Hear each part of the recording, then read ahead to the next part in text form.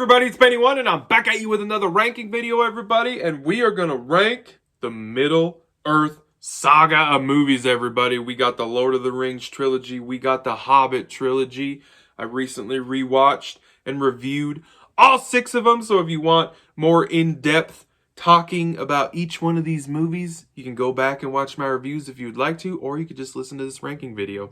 And remember, this is just my opinion, guys. We all have our opinions about ranking videos. I want you guys to share what yours are down in the comments because you know I want to talk to you about it. You know I want to chat with you about it. I love seeing other people's rankings of movies. That's the beauty about talking about movies with people.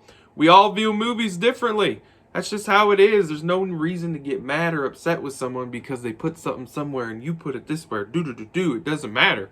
It's the beauty and the fun about talking about movies, everybody. So yes, we're going to be ranking all 6 Lord of the Rings and Hobbit movies. We call this the Middle-earth saga, or at least I do. I don't know. So let's start it off, everybody, with number 6, and that is going to be The Hobbit and the Battle of the 5 Armies, everybody. So, you know what? The movie's epic. It's got grand scale. We got these 5 armies coming to battle right outside of the freaking mountain where Smaug was in. The reason I'm putting this movie down so low is because the movie literally, besides like the first 20 minutes with Smaug destroying Lake Town and him getting killed, is literally singly about this entire battle. The whole movie is about the battle. I felt like they stretched it out really thin with the source material, because the source material is just pages in a book. And they made a freaking, like, hour and 40-minute movie with pages out of a book. Just pages. And that, to me, affects the overall movie and story and all that. And flow. Is it awesome watching 2 hours of action in Middle-earth? Yes, it is. But it's just the weakest movie for me in this whole franchise. So that was number 6. Number 5, we have The Hobbit, An Unexpected Journey, everybody. That's right. This one kicked off the Hobbit trilogy. And I will say, I remember when I first saw this, because 2004 was when The Lord of the Rings ended, and then we got this one in 2012. So a big gap went by. Big gap. And I will say, it was very refreshing and awesome just to be back in Middle-earth, in the Shire, seeing locations we've seen in The Lord of the Rings, characters. That's something that I love about this movie, and I love how it connects it to The Lord of the Rings. I love the beginning, how it literally begins where the Fellowship of the Ring kind of took off and began also. Like, we get to see a different perspective of that. We get introduced to a young Bilbo Baggins, everybody, and all of our dwarf characters.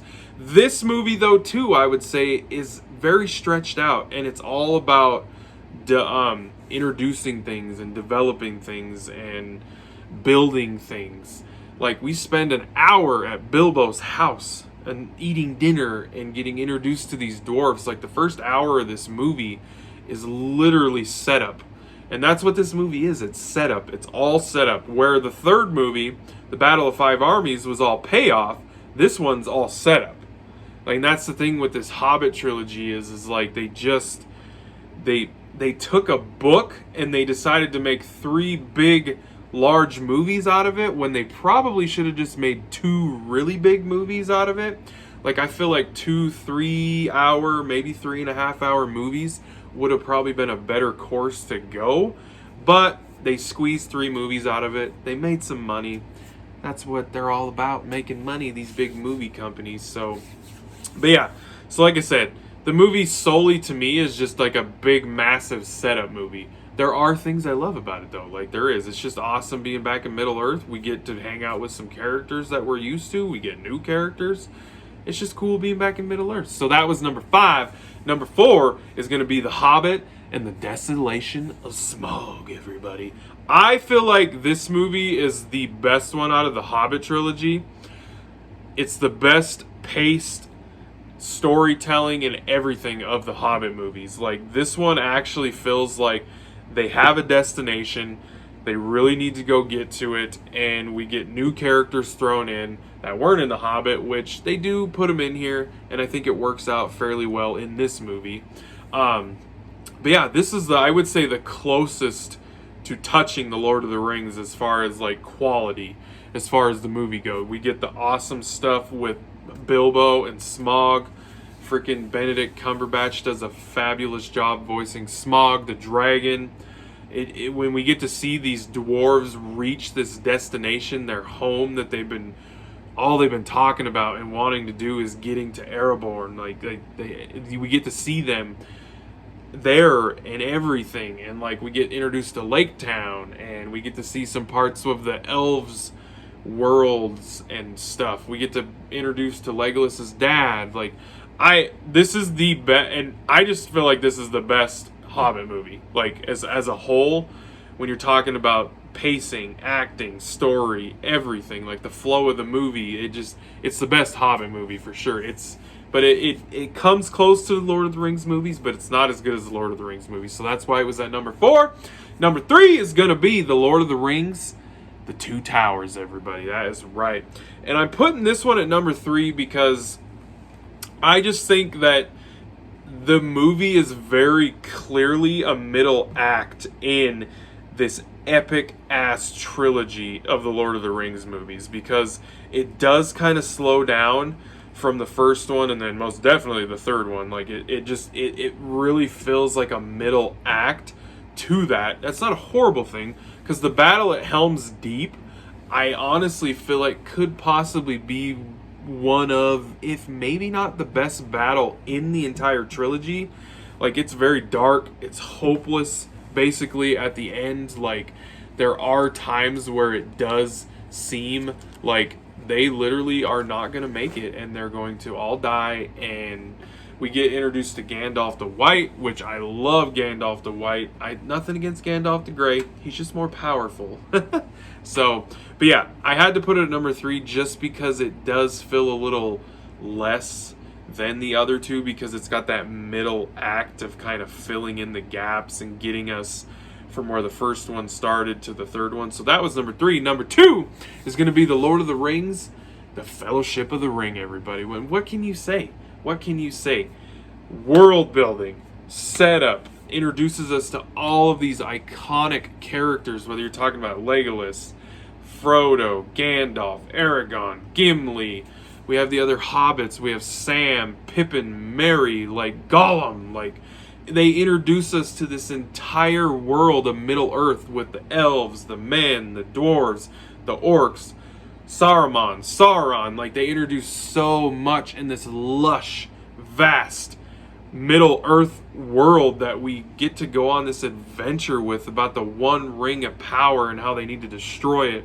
And they entrust it to this little hobbit. It's awesome.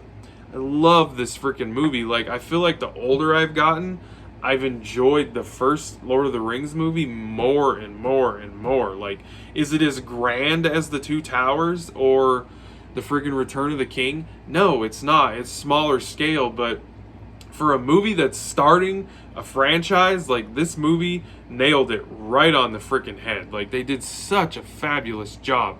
And at the time when the Lord of the Rings movies came out, the special effects and everything for these movies, top-notch shit. Like, practical effects with CG effects, amazing, people.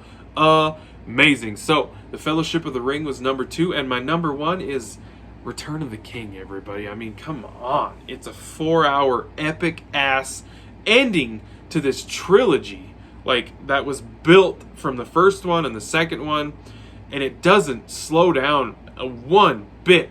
And yeah, there is a part of this movie that is solely about, like, the battle at Minas Tirith, and it's long, like, but it flows well. The story, okay, the pacing at the end where we get the 5 or 6 endings is a little bit like, okay, is it ending now? Is it ending now? That doesn't really bother me that much, because I get kind of all teary-eyed and sad towards the end of the movie anyway.